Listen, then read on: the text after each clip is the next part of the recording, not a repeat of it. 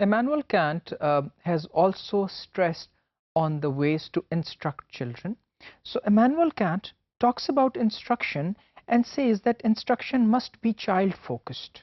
यानी सिखाने के जो तरीके हैं या टीचिंग है वो मस्ट बी चाइल्ड फोकस्ड, उसकी तवज्जो का मरकज़ बच्चे को होना चाहिए, चाइल्ड को होना चाहिए, कंटेंट को नहीं होना चाहिए या कॉन्टेक्स्ट को नहीं होना चाहिए।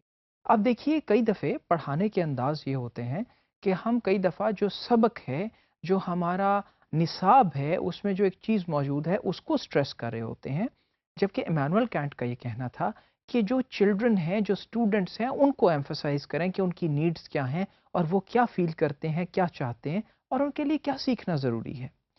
And the individual learns most thoroughly and best retains those things which he learns as it were for himself.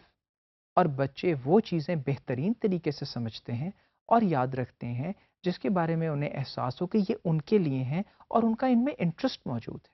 और जो चीज़ें उनके ऊपर सिर्फ हम इन्फोर्स करते हैं, जिसमें उनका इंटरेस्ट नहीं है या उन्हें ये लगे ये उनके लिए नहीं है, तो उसमें लर्निंग उस तरह से नहीं होती।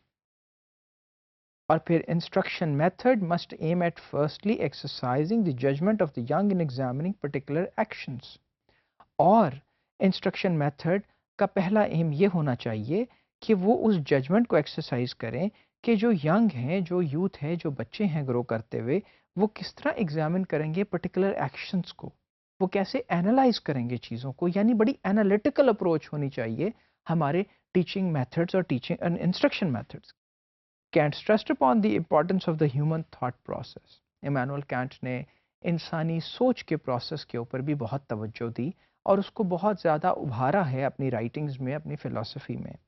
और कैंट का ये कहना था कि बच्चों को एजुकेट इस तरह से करें, इस तरह से इंस्ट्रक्शन दें उन्हें कि वो सिर्फ़ अपने इंस्ट्रक्टर पे रिलाई ना करें, बल्कि इंडिपेंडेंट बीइंग्स के तौर पे सामने आएँ। फॉर इंस्टेंस, आप सिर्फ अपने बच्चों को वो मत बताइए जो आपको पता है या जो आप उन्हें सिखाना चाहते हैं, बल्कि उन्हें थोड़ी फ्रीडम दीजिए कि वो खुद से भी कुछ डेवलप करके लाएं, खुद से कोई रिसर्च करें, खुद से कंप्यूटर्स पे बैठें, खुद से कुछ ढूंढें और आपको ला करके बताएं नई इन्फॉर्मेशन, ताकि वो सिर्फ आपकी इंस्ट्रक्शन के ताबे ना रहें। ये रिश्ता उस्ताद और शागिर्द का सिर्फ ये ना हो जिसमें एक देने वाला है और दूसरा लेने वाला है, जबकि दूसरे को इंडिपेंडेंट कीजिए कि वो जहाँ से चाहे ले सके और जहाँ चाहे उसको मज़ीद बता भी सके। और उसके बाद कैंट सोक्रेटिक मेथड को भी प्रेज़ करते हुए नज़र आते हैं और ये कहते हैं कि एजुकेशन जो फ्यूचर की है, उसे सोक्रेटिक मेथड्स को चुनना चाहिए। सोक्रेटिक मेथड क्या था? जिसमें डायलॉग इन्वॉल्व था और डायलॉग भी समटाइम्स एक प्रॉब्लम को डिफरेंट अंदाज से, डिफरेंट एंगल से, डिफरेंट पैराडायमेटिक अप्रोचेस के ज़रिए देखना था। यानी एक ही मसले को हल करने के लिए मुख्तलिफ ज़ाविये मौजूद हैं इस दुनिया के अंदर। तो एनलाइटन करने की कोशिश थी स्टूडेंट्स को सोक्रेटिक मेथड के ज़रिए। और उनका ये कहना था कि children can not understand the central propositions without external help, that is instructors and mentors. और बच्चे जो हैं वो किसी तरह भी सेंट्रल प्रोपोजिशंस को नहीं समझ सकते जब तक इंस्ट्रक्टर्स और टीचर्स ना हो वहाँ पे। Education should not be a simple limited interaction shaped by the teacher between the individual child and the world. It should be a progressive interaction between the individual child and humanity.